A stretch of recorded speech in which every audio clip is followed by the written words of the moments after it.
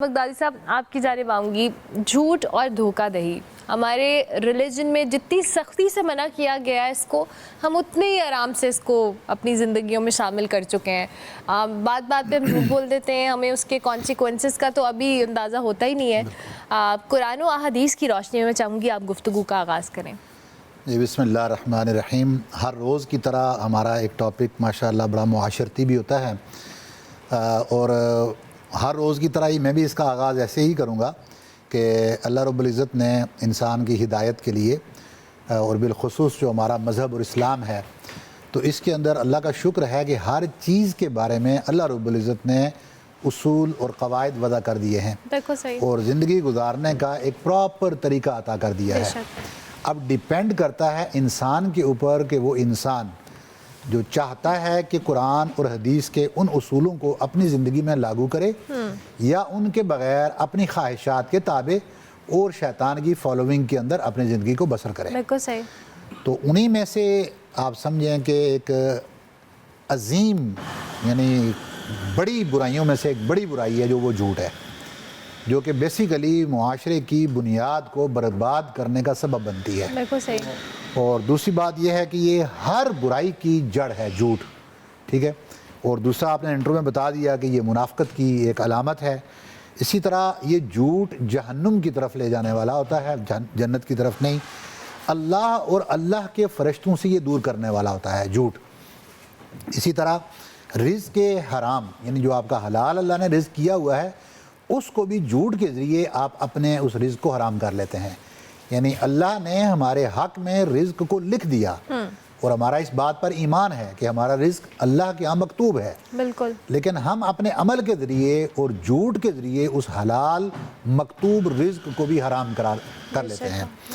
تو یہ چند ایک بنیادی جو اس کی چیزیں تھیں کہ قرآن عظیم میں ظاہر ہے یہ گناہ کبیرہ میں آتا ہے. اللہ رب العزت نے جو اس کو ریلیٹ کیا ہے وہ شرک کے ساتھ کیا ہے. یعنی اس کی امپورٹنس اتنی ہے کہ اس کی جتنی شرک کی برائی ہے اتنی ہی گویا کہ اس کے قریب کی برائی جھوٹ بولنے کی ہے. اور آیت کریمہ جو آتی ہے وہ کیا ہے کہ فَاجْتَنِبُوا الرِّجْسَ مِنَ الْأَوْثَانِ، کہ آپ بت پرستی سے بچیں، بتوں کی پوجا سے بچیں. فَاجْتَنِبُوا قَوْلَ الزُّورِ، فوری بات صرف ایک واو کے فرق کے ساتھ انہی الفاظ کو ریپیٹ کیا جھوٹ کے لیے، اور جھوٹ سے بھی بچیں. یعنی وہ جس طرح ادھر آتا ہے نا کہ اللہ تعالیٰ کے ساتھ والدین کو ریلیٹ کیا کہ آپ والدین کے اوپر احسان کریں اور ان کا احترام کریں، تو وہ امپورٹنس ظاہر کرنا تھا والدین کے ادب و احترام کی. اسی طرح اس آیت کریمہ کے اندر اللہ رب العزت نے جھوٹ کی مذمت بیان کرنی تھی، اس کو اپنی شرک کے ساتھ ریلیٹ کر کے قرآن عظیم کے اندر بیان کیا. پھر دوسری بات کہ اللہ نے اس کی مذمت کتنی کی، واضح الفاظ میں قرآن عظیم میں فرما دیا کہ لعنت اللہ علی الکاذبین، جھوٹ بولنے والوں پر اللہ کی لعنت ہوتی ہے. اب اس کا آپ اندازہ کریں گے کہ جو مفسرین اور شارحین ہیں وہ لکھتے ہیں کہ جو اللہ کی لعنت ہے، اللہ معاف کرے ہر کسی کو اس سے بچائے، کہ اللہ کی لعنت اگر کسی پر ہو جائے تو 7 نسلوں تک اس کا اثر قائم رہتا ہے.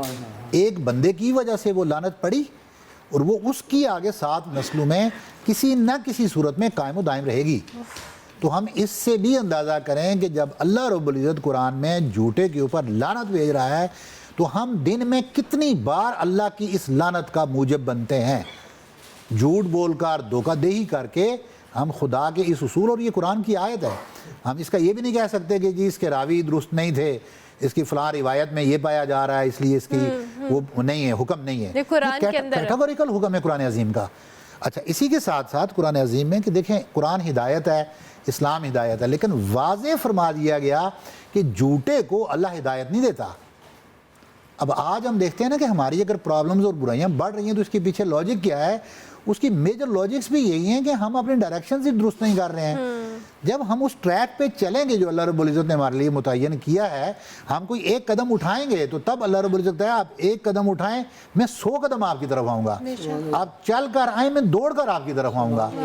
تو جب رب یہ ڈیمانڈ ہم سے کر رہا ہے تو ہمیں بھی اس بات کا خیال رکھنا ہوگا کہ ہمارے چیزیں اللہ رب العزت نے نا، ہم اپنی اگر ناجائز طریقے سے جب کوشش کرتے ہیں، یہ بات شاید پہلے بھی ہو چکی ہے کہ ناجائز کوشش کرنے کے بعد بھی آپ اپنے رزق کو نہیں بڑھا سکتے، بس اس کے اندر بے برکتی ضرور ہو جائے گی، رزق وہی ہوگا، بے برکتی آپ کی شامل ہو جائے گی، اور آپ کمائیں گے کھلا لیکن آپ کا وہ رزق کسی صورت پورا نہیں ہوگا۔